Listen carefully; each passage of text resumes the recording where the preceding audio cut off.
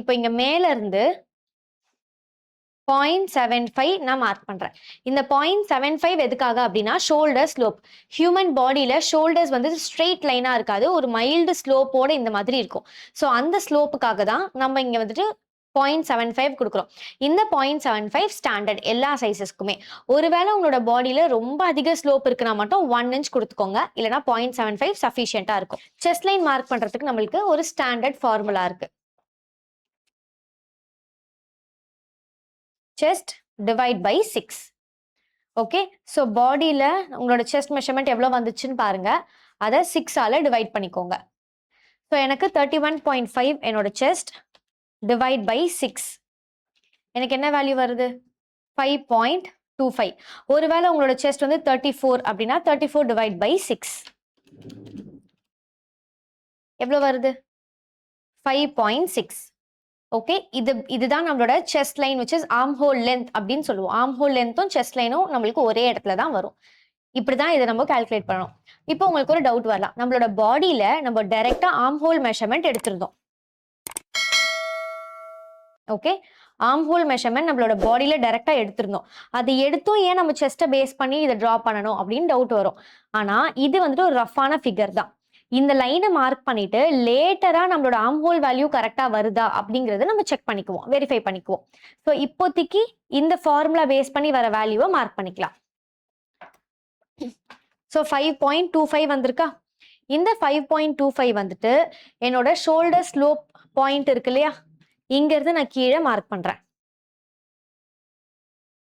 Okay, இங்க இருந்து கீழே 5.25 நான் மார்க் பண்ணிட்டேன்.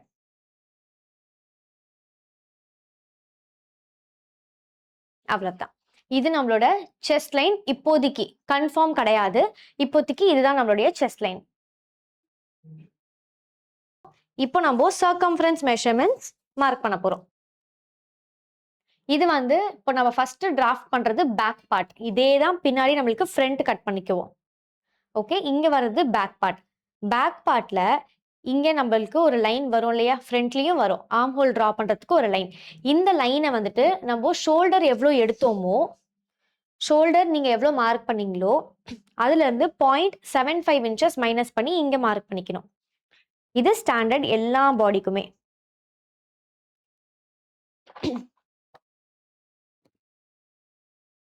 ஓகே, பேக்ல வந்துட்டு ஷோல்டர் மைனஸ் 0.75. இதே மாதிரி ஃப்ரண்ட்ல வந்துட்டு ஷோல்டர் மைனஸ் 1.25. இது ஸ்டாண்டர்ட் எந்த சைஸா இருந்தாலும் சேம். ஓகே, ஸோ நான் வந்து 6.75 இங்க மார்க் பண்ண, மைனஸ் 0.75 பண்ணா 6 இன்ச்சஸ். இங்க இருந்து கரெக்டா நான் வந்துட்டு 6 இன்ச்ல மார்க் பண்ணிக்கிட்டேன். ஓகே, இப்போ இதை கனெக்ட் பண்ணியாச்சு. இங்க இருந்து நம்ம இப்போ ஒரு கர்வ் கொடுக்கணும். இந்த கர்வ்க்கு நம்ம என்ன மார்க் பண்ணணும்? நம்மளோட செஸ்ட் மெஷர்மெண்ட் மார்க் பண்ணணும். நம்மளோட சர்க்கம்ஃபரன்ஸ் மெஷர்மெண்ட்னு பாத்தீங்கன்னா செஸ்ட் இருக்கு, வெயிஸ்ட் இருக்கு, சீட் இருக்கு. கரெக்டா? செஸ்ட்ல வந்து பிளஸ் 2 இன்ச் ஈஸ். ஸோ நான் இங்க செஸ்ட் லைன்ல 8.3 இன்ச்சஸ் மார்க் பண்ணிக்கிறேன். ஆன் ஃபோல்டுல இருந்து 8.3. ஓகே, இப்போ ஆர்ம் ஹோல் கர்வ் டிரா பண்றேன். கர்வ் நான் எப்படி டிரா பண்ணியிருக்கேன்னா, இந்த பாயிண்ட்ல இருந்து அட்லீஸ்ட் ஒரு 1 சென்டிமீட்டருக்கு உங்களுக்கு கர்வ் ஸ்டார்ட் ஆகக்கூடாது, ஸ்ட்ரெயிட் லைனா தான் வரணும். அதுக்கப்புறமா தான் உங்களோட கர்வ் வந்துட்டு ஸ்டார்ட் ஆகணும். கிளியர்? ஸோ இங்க நம்ம கர்வ் கொடுத்தாச்சு. இப்போ இந்த ஆர்ம் ஹோல் கர்வ் என்னோட பாடியில இருக்க ஆர்ம் ஹோல் கர்வ் கூட மேட்ச் ஆகுதா, சேம் வேல்யூ வருதான்னு செக் பண்ண போறோம். ஸோ என்னோட பாடியில எவ்வளோ இருந்துச்சு? 13.5. 13.5ங்கிறது நான் ஃபிட்டடா எடுத்த மெஷர்மெண்ட். இந்த ஃபிட்டடான மெஷர்மெண்ட்டையே நான் போட்டேன்னா என்னால் கை தூக்க முடியுமா? முடியாது. ஸோ இது கூட 1 இன்ச் நான் ஈஸ் வந்துட்டு ஆட் பண்ணிக்கிறேன். இந்த 1 இன்ச் ஈஸ் வந்துட்டு ஸ்டாண்டர்ட் ஃபார் ஆல். உங்களுக்கு ஆர்ம் ஹோல் கிட்ட அதிகமான ஸ்கின் இருக்கு அப்படின்னா மட்டும் நீங்க 1.25 ஆட் பண்ணிக்கலாம். ஆனா 1 இன்ச் வந்துட்டு 90% எல்லாருக்குமே கரெக்டா இருக்கும். மீதி இருக்க 10% வந்துட்டு ரொம்ப எக்ஸஸ் சைஸ் போகும்போது, அதாவது எக்ஸசிவ் ஸ்கின் வந்துட்டு உங்களுக்கு ஆர்ம் ஹோல் கிட்ட இருக்கு, செஸ்ட் கிட்ட வருதுன்னா மட்டும் 1.25 குடுத்துக்கோங்க. ஸோ இப்போ என்னோட வேல்யூ பார்த்தீங்கன்னா 14.5 இன்ச்சஸ் இன்க்ளூடிங் ஈஸ். இதை டிவைட் பை 2 பண்றேன். ஏன்னா ஃப்ரண்ட்டுக்கும் பேக்குக்கும் அதை பிரிச்சு கொடுக்குறேன். ஓகே, இப்போ எனக்கு ஃப்ரண்ட் ஆர்ம் ஹோல் 7.25 இருக்கணும், பேக் ஆர்ம் ஹோலும் 7.25 இருக்கணும். அப்பதான் இது ஒன்னா சேர்ந்து எனக்கு 14.5 கிடைக்கும். ஏன்னா என் ஆர்ம் ஹோல் 13.5, அது கூட நான் 1 இன்ச் லூஸ் கொடுத்துருக்கேன். கிளியர்? இப்போ பேக் ஆர்ம் ஹோல் பாடி, அதாவது கரெக்டான மெஷர்மெண்ட் வந்துட்டு 7.25 இருக்கா அப்படின்னு செக் பண்ணிக்கலாம். இதை செக் பண்றதுக்கு முன்னாடி ஷோல்டர்ல ஸ்டிச்சிங் லைனை நான் மார்க் பண்றேன். ஓகே, இதுதான் ஷோல்டர்ல இருக்க ஸ்டிச்சிங் லைன். எதுக்காக இதை நம்ம மார்க் பண்றேன் அப்படின்னா, இந்த லைனை, இந்த ஸ்டிச்சிங் அலவன்ஸை எக்ஸ்க்ளூட் பண்ணிட்டு தான் நம்ம மெஷர் பண்ணிக்கணும். ஏன்னா இது எக்ஸாக்ட் பாடி மெஷர்மெண்ட்டுங்கிறதுனால ஸ்டிச்சிங் லைன்ல தான் மெஷர் பண்ணணும். இப்போ இந்த 7.25 இருக்கா, இங்க ஷோல்டரோட ஸ்டிச்சிங் லைன்ல இப்படி டேப்பை பிளேஸ் பண்ணிக்கிறேன். இங்க இருந்தும் 1/2 இன்ச் உள்ள டேப்பை பிளேஸ் பண்ணிக்கிறேன். அப்படியே கொஞ்சம் கொஞ்சமா இப்போ 3ல என்னோட ஃபிங்கர் இருக்கு. அகைன் இப்போ 3.5ல வைக்கிறேன். லைட்டா இப்படி டில்ட் பண்ணி இந்த கர்வ் கூட டேப் மேட்ச் ஆகுற மாதிரி வைக்கிறேன். 4, 4.5, 5, 5.5, 6, 6.5 அண்ட் 7. ஸோ இங்க பாத்தீங்கன்னா கரெக்டா என்னோட செஸ்டோட மார்க்கிங் இந்த இடத்துல வருது. அந்த இடத்துல எனக்கு எக்ஸாக்டா 7.25 கிடைச்சிருச்சு. கிளியர்? ஓகே, நான் இன்னொரு வாட்டி இதை எப்படி மெஷர் பண்ணேன்னு காட்டுறேன். இங்க இருந்து இந்த பாயிண்ட் வரைக்கும் நம்மளுக்கு ஸ்ட்ரெயிட் லைன் தான் இருக்கும். ஸோ டேப்பை மூவ் பண்ண வேண்டாம். 3 இன்ச் வரைக்கும் அப்படியே எடுத்துக்கோங்க. அதுக்கப்புறமா இப்படி கொஞ்சம் கொஞ்சமா இப்படி டேப்பை மூவ் பண்ணி அப்படியே இப்படி கொண்டு வந்தீங்கன்னா உங்களோட மெஷர்மெண்ட்டை நீங்க ஈஸியா டிரைவ் பண்ணிடலாம். இல்ல கஷ்டமா இருக்கு எனக்கு அப்படின்னா இங்க இப்படி 1/2 இன்ச் உள்ள பாயிண்ட்ஸ் வச்சுக்கோங்க. ஒருவேளை உங்ககிட்ட கிரிட்டிங் ஸ்கேல் இல்லை அப்படின்னா டேப் யூஸ் பண்ணி இந்த மாதிரி பாயிண்ட்ஸ் வச்சிருங்க. இப்படி வச்சுட்டு இப்போ இதுல அப்படியே மெஷர் பண்ணிட்டே வாங்க. இப்போ உங்களுக்கு ஈஸியா இருக்கும். Okay, clear? இப்போ என்னோட வேல்யூ என்னவோ அந்த வேல்யூ எனக்கு இங்க வந்துருச்சு. எல்லாருக்குமே வருமா அப்படின்னு சொல்ல முடியாது. ஒருவேளை வரலன்னா என்ன பண்ணணும்?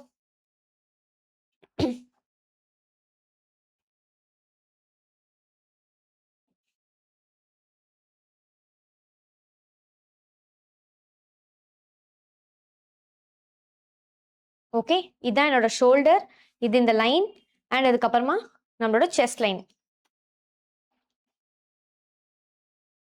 நான் வந்து இங்க ஆர்ம் ஹோல் கர்வ் டிரா பண்ணிக்கிட்டேன்.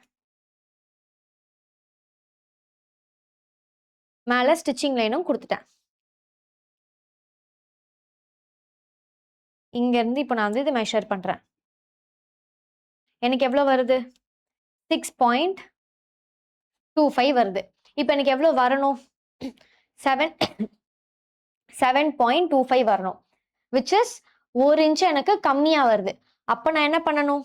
எந்த அளவுக்கு கம்மியா வருதோ அதுல இருந்து 0.25 மைனஸ் பண்ணி கீழே இறக்கிக்கணும். இல்லையா, உங்களுக்கு 1 இன்ச் தேவை இருக்கா, அந்த 1 இன்ச் அப்படியே கீழே இறக்கிக்கோங்க. அதிகமா வேணுங்கிறதுனால நான் கீழே இறக்குறேன். ஓகே, இந்த செஸ்ட் பாயிண்ட் இது மாற போறது இல்லை, இது அதே இடத்துல தான் வரும்.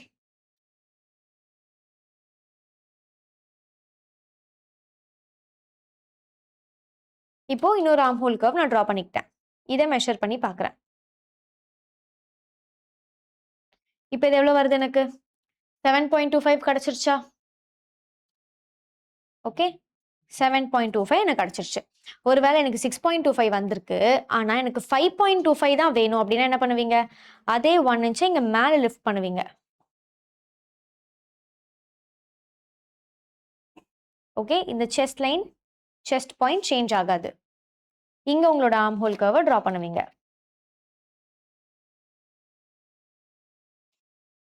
கிளியர்? புரிஞ்சுதா? ஸோ உங்களுக்கு எந்த அளவுக்கு தேவையோ அந்த அளவுக்கு வேணும். அதிகமா வேணும்னா லைனை கீழே இறக்கணும், கம்மி பண்ணணும்னா லைனை மேலே ஏற்றணும். நம்ம வந்து பேக்ல என்ன பண்ணியிருந்தோம்? ஷோல்டர் எவ்வளோ இருக்கோ அதுல இருந்து 0.75 மைனஸ் பண்ணி செஸ்ட் லைன்ல மார்க் பண்ணோம். ஃப்ரண்ட்ல என்ன பண்ணணும்னு சொல்லியிருந்தேன்? ஷோல்டர் எவ்வளோ இருக்கோ அதுல இருந்து 1.25 மைனஸ் பண்ணணும் அப்படின்னு சொல்லியிருந்தேன். ஸோ என்னோட ஷோல்டர் வந்துட்டு 6.75 மைனஸ் 1.25 எவ்வளோ வருது? 5.5. ஸோ இந்த 5.5 இங்க தான் மார்க் பண்றேன். ஓகே.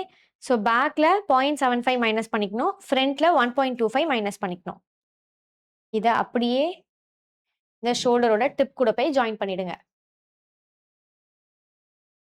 இப்போ இங்க அகெயின் ஆர்ம் ஹோல் கர்வை ட்ரா பண்றோம்.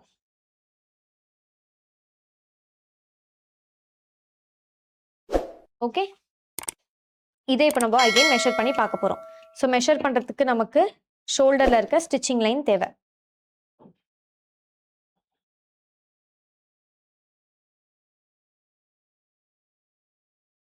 இங்க இருந்து 1/2 இன்ச். இங்க சீம் அலவன்ஸ் 1 இன்ச் நான் மார்க் பண்ணிக்கிறேன்.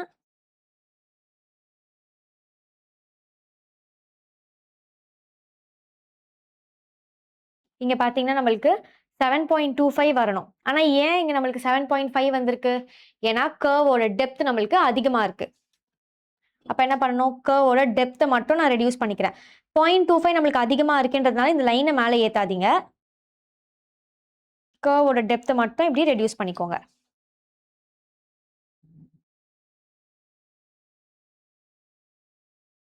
ஓகே. இப்போ பாத்தீங்கன்னா எனக்கு கரெக்டா இருக்கு.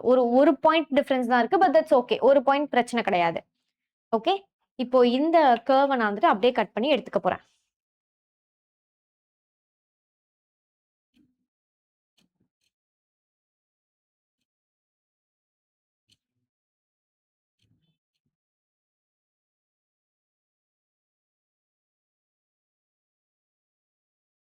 கிளியர்? ஏன் பேக்குக்கும் ஃப்ரண்ட்டுக்கும் இந்த டிஃபரன்ஸ் இருக்கணும்? ஏன் ஃப்ரண்ட் கொஞ்சம் உள்ள போய் இருக்கணும்? பேக் ஏன் வெளியே வந்து இருக்கணும் அப்படின்னா, பேக்ல தான் நம்மளுக்கு ஃபேப்ரிக் வந்துட்டு நிறைய தேவை.